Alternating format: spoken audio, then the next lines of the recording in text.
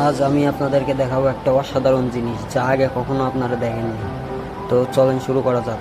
গুগলে যে সার্চ করবেন which plane is about me, search করার পর আপনারা যে কোনো একটা জায়গায় ক্লিক করবেন, করার পরে দেখবেন কি আপনার যে কোনো দেশে যেখানে প্লেন যাচ্ছে সমস্ত লোকেশন এখানে চলে আসছে।